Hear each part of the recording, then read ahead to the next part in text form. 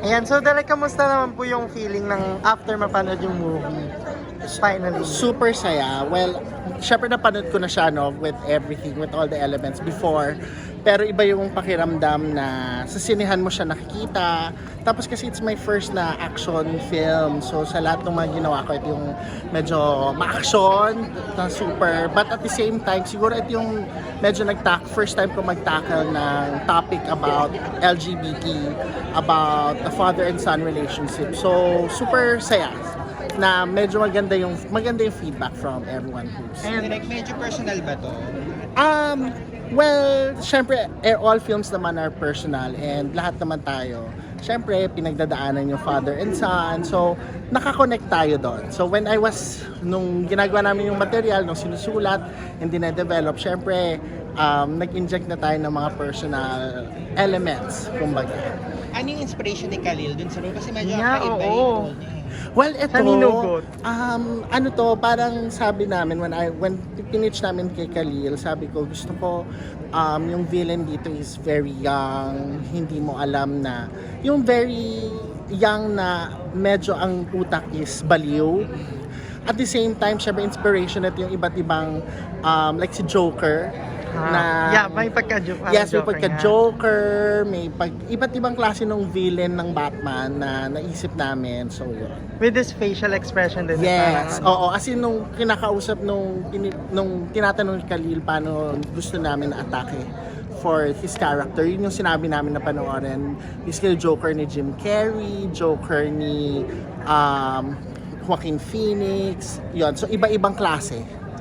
yun. Direk, can you walk us through bakit ganito yung naging journey, yung tackle ng movie? Tapos medyo action, may boxing.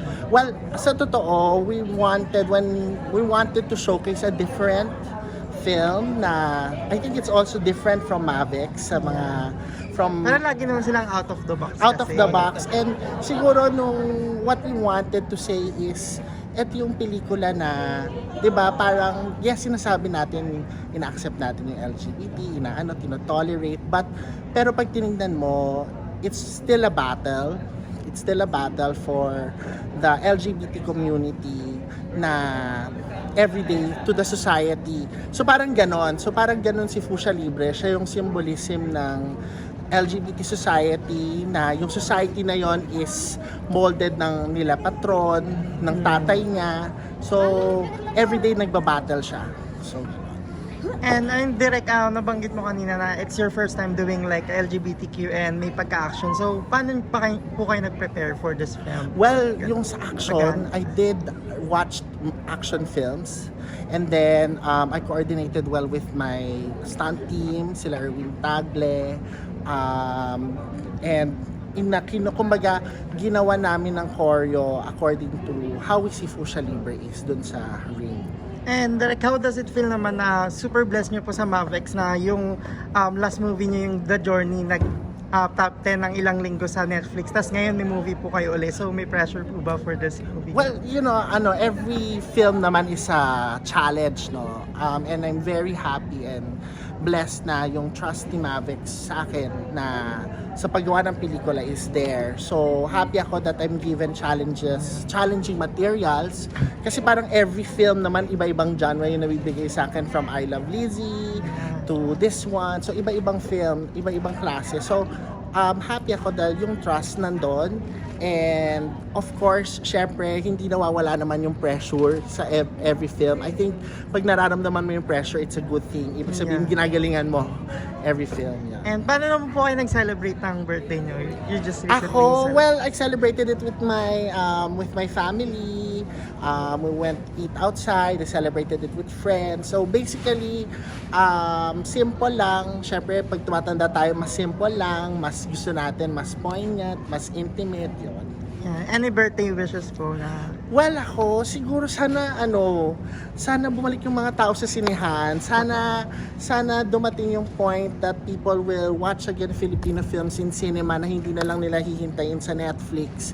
I mean, happy tayo that there is streaming, there's a new medium, pero iba pa rin yung, as a filmmaker, iba pa rin kasi yung pakiramdam na pinapanood mo yung pelikula at pinapanood ng maraming tao yung pelikula sa sinehan.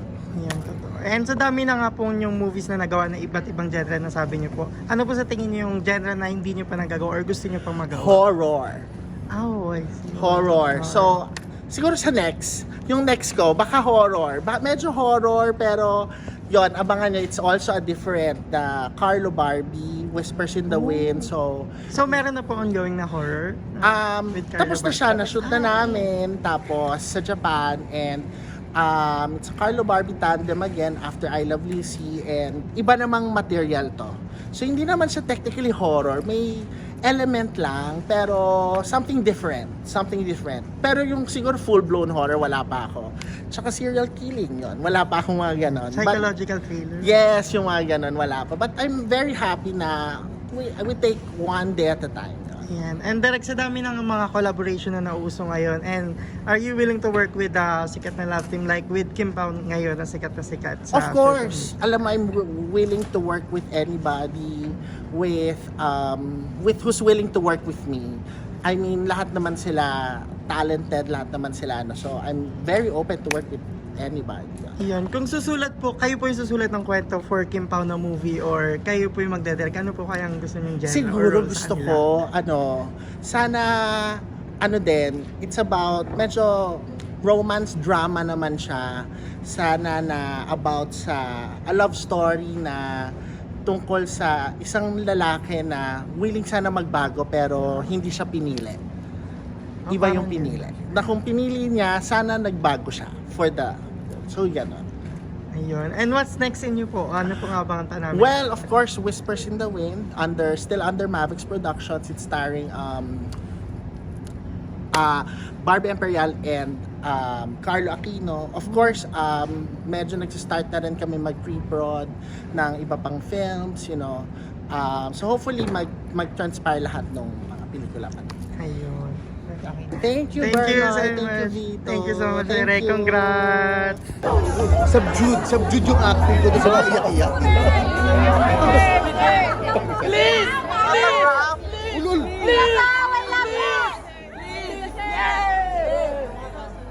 Kay Miss Marjorie, katabi ko to. Walang sulat, bengero. So mga fans talaga kayo ni Paolo, ganon? Pusa! Pusa mo naman! Ito mga to.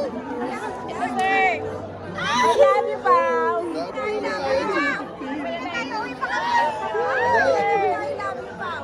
Ito to? Bakit pinag-ilagay mo dito? Lagay ko ulul. Hoy, sulit ni Paolo na! Tingin akong ballpen. Tingin akong pentel pen. Ballpen daw! Wala nang sulat to. Tingin pentel. Sorry, walang sulat. Ballpen na ka! Ay, wala akong sulat. Ito kay ma'am. Ito kay ma'am!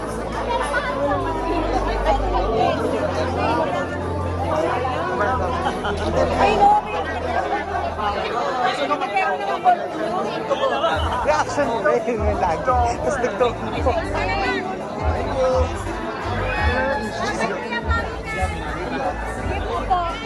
Invite mo ko ulit ha! O, siyempre. Paolo! Sir! Sir! Sir! Sir Paulo!